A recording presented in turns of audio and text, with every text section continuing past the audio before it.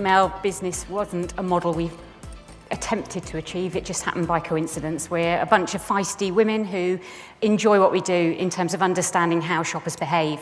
I'm delighted to be here, but I'm also conscious I'm standing between you and your lunch, so I will try to be as interesting but also as quick as I possibly can and share with you a different perspective.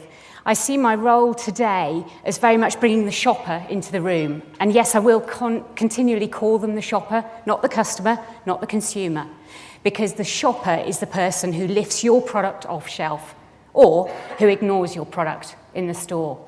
What I want to do is look at changing habits, changing shopping habits, and Neil's actually teed up a few of those thoughts quite nicely, so I can whiz through those.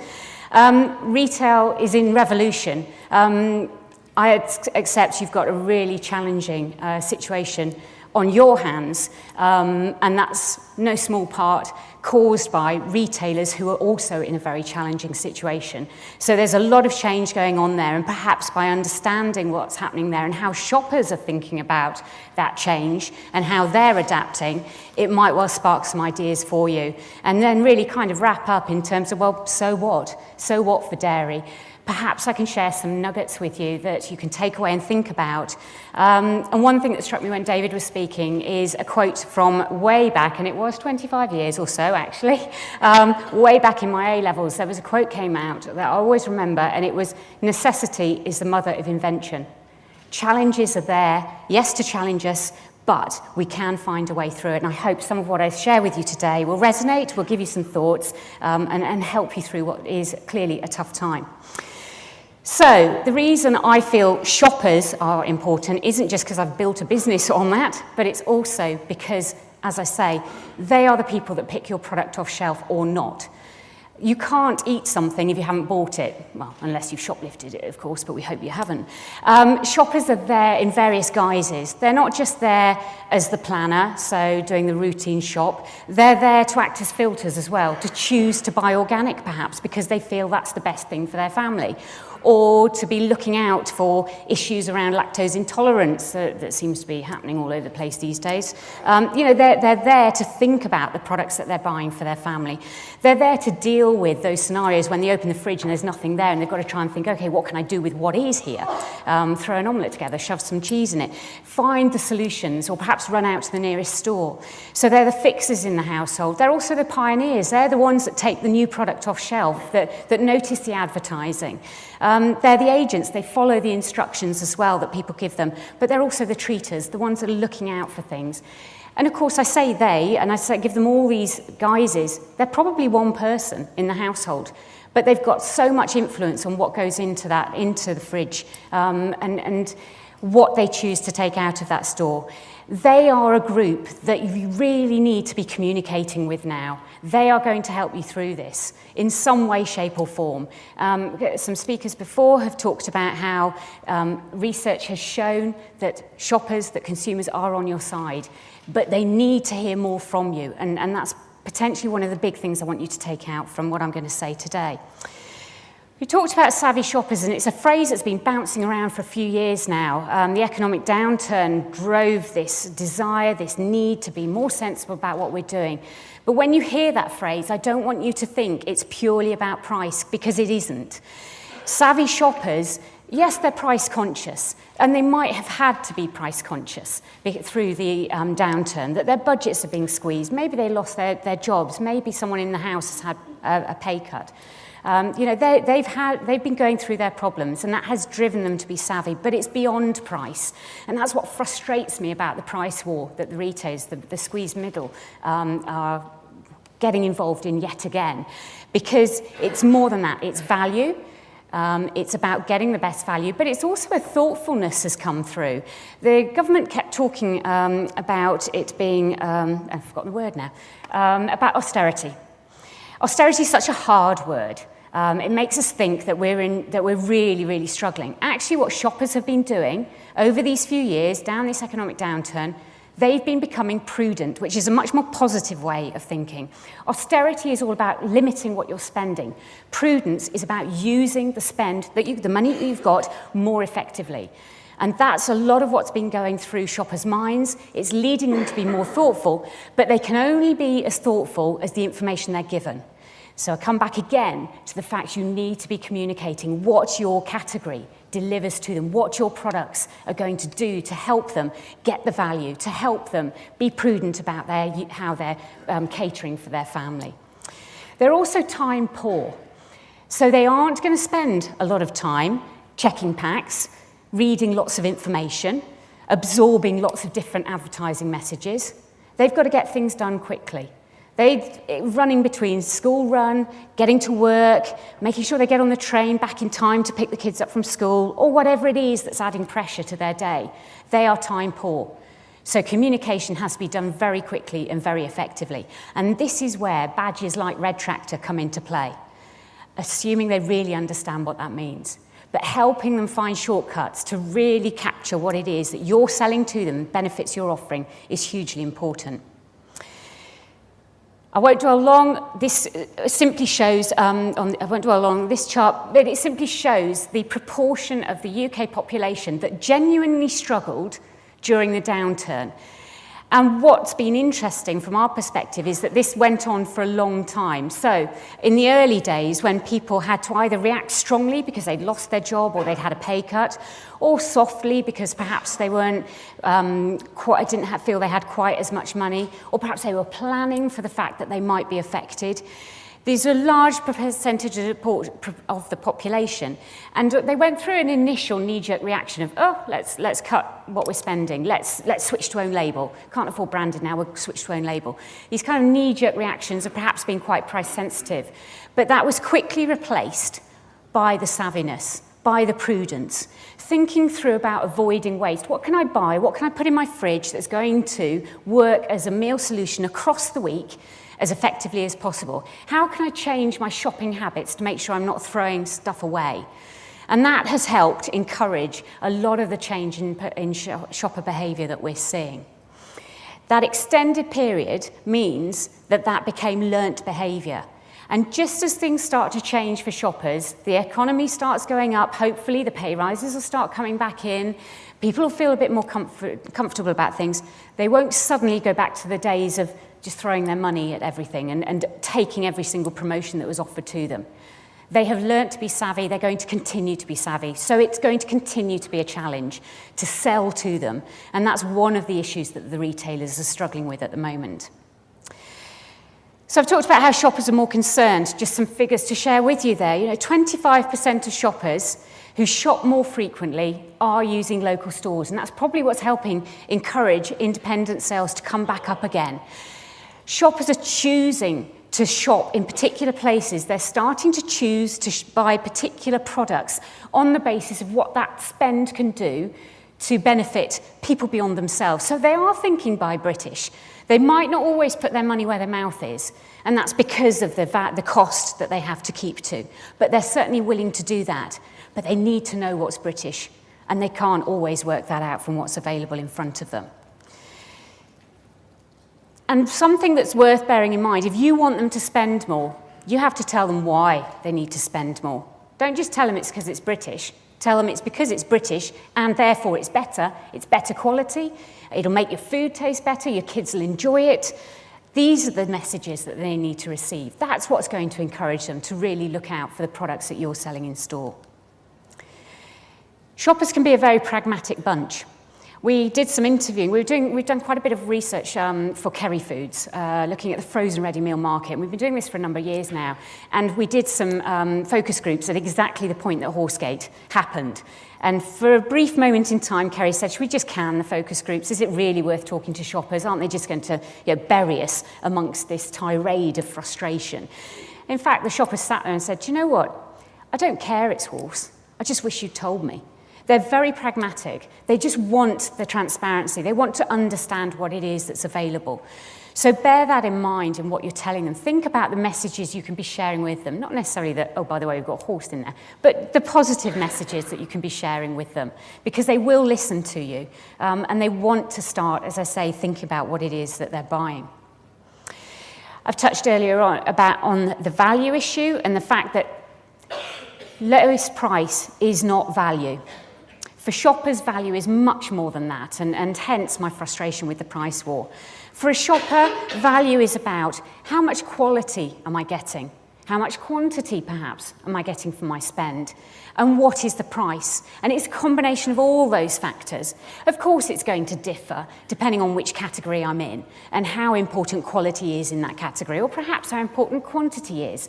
But it's more than lowest price. If it was all lowest price, we'd all be shopping in the discounters. We wouldn't be going anywhere else. So it is more than price. That said, I'm afraid to say, if you put it, well, clearly you haven't put milk at a low price, but if milk is available at a low price, of course they will buy it. We'll see later that that doesn't necessarily mean they don't have huge sympathy with you and they don't see that the price they're paying probably isn't the right price, but if it's there, of course they're going to pay that money. And that's why Iceland saw the uplift that they did. It's an issue, but if you can talk to them about value in its broader terms, then I think there's a way of getting around price in some respects. And don't forget, and Neil alluded to this, that shoppers have more options now than they ever did before. You can buy groceries at any time of the day or night. You might not be able to get hold of it at that point. You might not be able to go into a store. I suppose you could if it's a forecourt. But the fact is you can now shop whenever you like. And that means there's huge amounts of choice for shoppers to switch between stores. And that's driving a very different shopping behaviour now that we're seeing. Tying all these trends together, if you like, or what's kind of crystallising in terms of how shoppers are behaving is this sense that of real fast shopping going on now. The days of the big main shop that happens every 1 or 2 weeks are limited. Yes, a lot of shoppers still do a main shop and talk about it, but it might not be that massive trolley shop of days of old. It's probably the core essentials that they're buying, knowing that they will definitely go shopping later in the week as well. 1 in 5 shoppers talk about how they shop more often nowadays. 1 in 3 talk about how they have to fit shopping around their busier lifestyles. And 1 in 3 also talk about using a wider variety of shops. So I might call myself a Sainsbury's shopper because that's where I've traditionally gone. But actually, if you checked my receipts out, if you looked at my credit card or my debit card bill, you'd see that actually I spent most of my money in Waitrose. Our thoughts about ourselves as shoppers are changing and loyalty is changing. So it does mean that we are likely to bounce around and buy products as and when we see them. It also means that retailers are having to change the way they think about the ranges that they have. We're hearing increasingly from manufacturers that retailers are talking about range rationalisation. There is a growing trend coming through about thinking more carefully about which products are in which types of stores. And that's not just about Tesco Express versus Tesco Metro. It's about Tesco Express in, let's say, Cheddar in Somerset versus Tesco Express in Harpenden in Hertfordshire. This sort of granularity is going to start coming through. It's an opportunity for you rather than a threat. And it's a way of you helping potentially the retailers understand how to deal with that rationalisation and therefore start putting products more effectively in the place where they need to be for the shoppers to buy them. So what we're starting to see is less of this sense of main shop, top-up shop, emergency shop, and more about the nature of the shop and what I'm trying to get out of it. That there are ways of dividing the repertoire that we use differently. It's not just about I use a convenience shop when I want to top up and a superstore when I want to do a main shop. It's about different things now, and this is where the tailoring is going to come into play.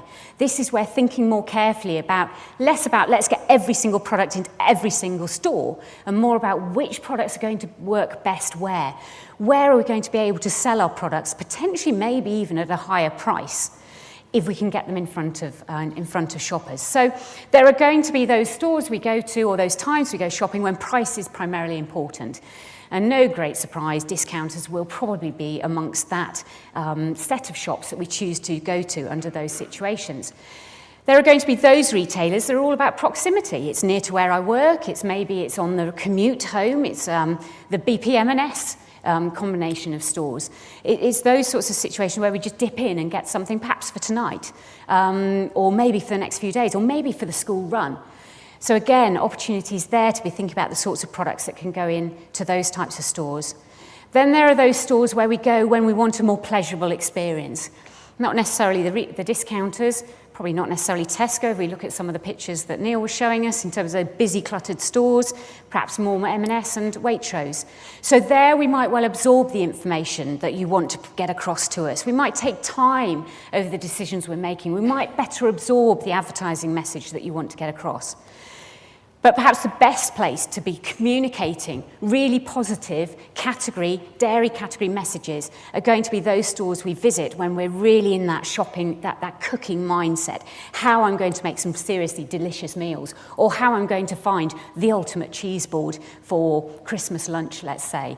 And I was reading an article about a shop called Crate down in Horsham, a really interesting concept where essentially what they're trying to do is bring the farmers market into 4 walls, into a store. Really interesting ideas, very much about local sourcing, about staff who really understand where these products have come from, who can capture the passion that you all have for your businesses. They can capture it, hopefully, and wrap it up and give it to the customers that are coming to their store. And it's initiatives like that that are going to make a real difference to how shoppers think about categories such as yours. I've mentioned the discounters several times over, and you can't talk about shopper trends without talking about the discounters. They are leading or driving or making the most of, capitalising the retail revolution that's going on at the moment. They've really hit their stride. Probably no good luck really in terms of the economy, helping them do that. The sheer confidence of the messages that are now coming out of those discounters is amazing. The advertising campaign of Lidl before Christmas, that's the sort of thing that really catches attention. And it's the sort of thing that potentially quite a simple message, but again, it's ways of thinking about what you can do to deliver your message in as simple a way as possible, in the way that they do. We've already seen some of this data, so I won't dwell long on this, but essentially you could look at discounters and think, well, they're a bit niche, aren't they? You know, compare them to Tesco, for example. They're not really going to be a big player, but it's fair to say they're growing, and actually the impact in terms of how they're changing shoppers' thinking is much, much bigger in terms of what's happening within the UK. They've got huge expansion plans. And interestingly, we might talk about them as discounters. You might think of them as quite niche, but for a lot of shoppers, they're becoming mainstream. They're becoming the stores that they do go to on a regular basis. So it's a bit of a mistake to think that they're not important. They are definitely an area where there could be opportunities for you. And if you're not already thinking in that way, perhaps it's time that you ought to be talking to them. Because 47% of UK shoppers have ever bought something from Aldi, and it's a similar figure for Lidl's shoppers. It's not just people who need to shop there. 57% of ABC1 shoppers are there. They're having to expand their car parks to deal with all the Porsches and the Mercedes that are turning up into their stores. You know, these are appealing across the board to shoppers. And shoppers are dipping in and out. They know it's a small range. They know they won't be able to buy everything there. But they get a sense of which categories are like buying from there, and they go and they have a look, and it becomes part of their repertoire. 78% of people just say, well, it makes sense, doesn't it? I know it's not the same as Tesco. I know I won't get the same range. It might not be as nice and as pleasant as Waitrose. The staff might not be as obvious. They might not be so pleasant. It might be a much quicker process through the tills. But it's great and it serves a purpose, and why wouldn't I? So a lot of people getting involved, and I'll give you time to think this one through, but their appeal isn't just about price, it's about the quirkiness, it's about the personality, it's about the unexpected. It feels a little bit tatty at times, but you're going to have great fun when you go in there. You never know what you're going to find ranged next to some different things. 31% of shoppers think it's great fun. How much fun do you have when you go into Tesco, Asda, Sainsbury's or Morrison's at the moment? Not a lot. So you can see where the appeal comes from. And their appeal isn't just about ambient. When I first came across discounters, it was actually Netto in Leeds back in 1992, I think. I'd just come back from a year in Australia. I thought I was going to emigrate, but I went from being a researcher to making sandwiches for a year, so I thought it's time to come home, get a proper job again. Didn't have much money, ended up in Netto. Didn't know what to make of it. Huge gates stacked. I felt like I was in a warehouse. It has changed from there. They're selling very high quality products now. They're winning awards. Shoppers are noticing it. And so they're willing to buy their fresh food from there. And you can see that dairy products are certainly something that shoppers are willing to look at when they go into that store. It isn't for everybody. It's not going to appeal to every shopper out there on every single occasion. So they have their place. But what's interesting, as I say, is the impact that they're having and the boldness with which they're going through things. They're going to grow, and they're going to grow at someone else's expense. And Asda are certainly very mindful of it, the likes of Tesco, Sainsbury's, etc., having to become mindful of the discounters. What's interesting for the shoppers, though, is it is making them look at how the stores they've been going to up till now feel. And they look cluttered. And again, Neil had a great chart which showed all the top four, all the squeeze mainstream retailers, and they all look like this. It is changing slightly. This is a bit of an out-of-date photo. So Tesco are doing something about this. But the fact is they feel incredibly busy and cluttered. And if that's the store you're going to and you're coming across dairy products, you've had that headache walking down the power aisle. Well, by the time you get into the dairy products section, you just want to grab what you want and go. You don't want to spend time. You can't absorb all these messages. At long last, the top four are starting to recognise this. They're scaling back from this sort of overload. But this is the sort of challenge they're now facing from the discounters. Well, in fact, to be fair, this is Netto. So Netto, who've just come back into the country, linked in with Sainsbury's, a very different feel to their stores. It's about simplicity. It's about ease of shop. Which brings me to the final section of what I want to share with you, which is all about the so what. Might all sound lovely and interesting, but what do you do with it? Well, the first thing you need to think about is from the shopper mindset, what the shopper is trying to do when they get into the store, and therefore what they need from you and from the retailers and from your category. If shoppers are short on time, but they are interested in making thoughtful choices, then shopping needs to be made easier. It needs to be easy to find the products that are on their shopping list, or the products they know in their minds they need to buy. They want it to be easy to consider. So don't give them paragraphs of point of sale about how wonderful the care of the cows and the grass, etc. is. That's not what they need. They need shortcut messages to help them see what the benefits are of the different products available in front of them, so that then it's also easy to choose, and easy to choose in a way that works for them. How do you do it when you're faced with this? This is the reality for a lot of shoppers of your category, the cheese category. I could have done the same with butter. Milk obviously would look a little bit different, but still, it's all about products on shelf. It's not about messaging. That is the reality of what they see. These are small packs. How do I make my decision when I'm at a fixture like that? Obviously, I default. I say, I like strong cheddar. Find me the strong cheddar. And I like this particular brand. Seriously, strong cheddar is one of my favourites. That's if I'm not buying, say, Waitrose number 6. That's what I'm looking for. That helps me find the cheese that I want. There might be lots of other options, lovely options there, probably maybe some that are better. But I'm never going to know, because I just want to find my cheese and move on. Because it's hard work dealing with that. And I haven't got the time. But equally, there's nothing there, to be fair, that's given me the inclination to stop and look in a different way. Perhaps the one thing that does stop me occasionally is a promotion, and that is not what you want me to do. So that's the reality of what you're facing with. How do you deal with that? Firstly, you think, or you encourage the people talking for you as an industry, or you encourage the retailers that you deal with to think about how that long aisle can be split up in a visible way, so that shoppers can find the point they need to be at as quickly as possible. Because if you save them time getting to the point they want to be at, then they will take more time to look at what there is that's available. So think about how bus stops, etc., can be used. And these are just words that we're showing that were used by Kellogg's. But think about the visuals that you could bring into place that share some of the passion that goes into your industry. The ways in which you can bring it to life much more effectively than just little packs on shelf. Think about how you can tempt them, how you can show shoppers different things. This was an example of some work that that Kraft were doing with Philadelphia, encouraging shoppers to think of Philadelphia as a cooking ingredient, not just as something to spread on Ryvita, for example. This point of sale can work brilliantly. There are other options, because I appreciate retailers often say, don't put point of sale on there, you're just cluttering things. But what are the opportunities that you can use to actually tempt people, rather than just sticking a label on there and shoving it on shelf and hoping for the best? But equally, what's going to convince me? Now, I picked this image not because I think it's particularly good, But if you look at the statement at the top, very simple, single statement. What's that? That's less than 10 words, isn't it? Crystal clear. But look at the packaging. Look at what's attempted to be communicated on the pack. Shoppers aren't going to read that. They want the nugget, the single nugget that's going to say why they should buy that product. That's what we need, some more clarity.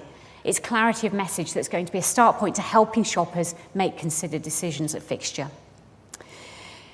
Example from some work we did with Noble Foods. So I didn't have a live example, I'm afraid, of dairy, but I thought this was the next best thing. And what we found there was shoppers are seeing lots of messages, but they don't necessarily understand them. If those are corn-fed, what do the other hens get? Big question. Mixed sizes, they're the cut-offs. I love that. How do you cut off an egg? Does organic mean they're outdoors? You've got some great messages in your industry. You know what it is that makes your industry tick, that makes your industry worth buying into. How do you get that message across to shoppers? They can be a huge friend for you. They want to be a huge friend for you. But at the moment, they're not getting it. And how can you do it simply? And it's going to take work and collaboration, or it's going to take going directly to small individual independent retailers and having that conversation with them, if that's the way you choose to go. There are definitely opportunities here. There are ways in which you can tackle the challenges you're facing head on. I'm not saying it's easy. I haven't got a magic wand, but there is definitely scope here to do things to really make a difference for your industry, for the benefit of you. And perhaps it's about getting involved with digital.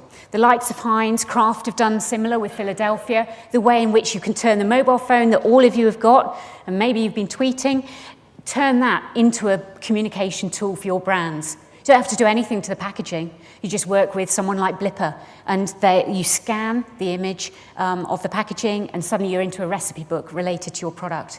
There's lots of opportunities coming through that can shortcut what has traditionally been a difficult territory for people so far down the supply chain like yourselves, because the retailers are so often putting barriers in terms of the communication they're letting you use, or the amount of communication they'll let you put in store.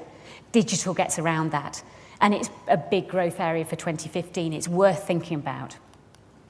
So, just one sort of last piece of data to share with you. Admittedly, this was from 2012 when we did a project for ourselves looking at this whole idea of the more considered shopper. And at that point, it was the 2012 milk crisis.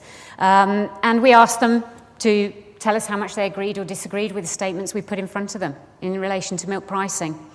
Top two statements are about supermarkets getting it wrong. They're not about greedy farmers. The third statement down, I'd be willing to pay more.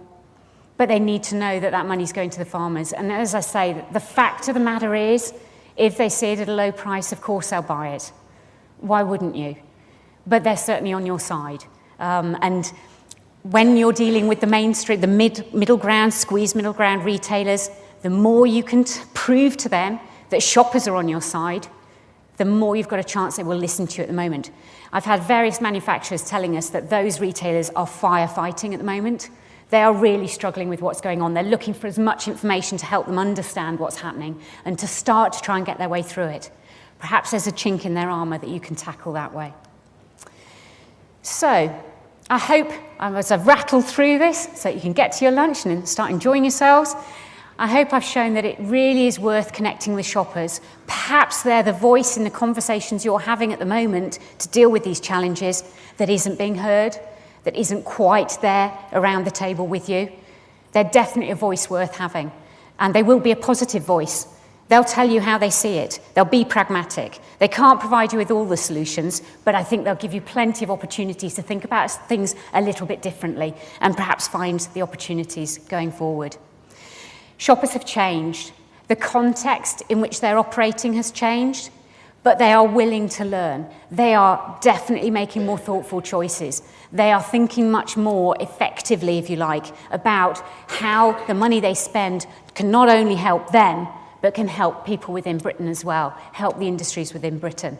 But they do need to be proactively sold to. They need to be told why to buy particular products. Don't assume they'll pick your product from shelf. Assume they won't, And then you'll work hard to make sure they understand what it is you're selling to them. And that way you generate the conversation and hopefully you give them the reason to buy your product the first time, you then deliver that brilliant quality and they come back for more. Thank you.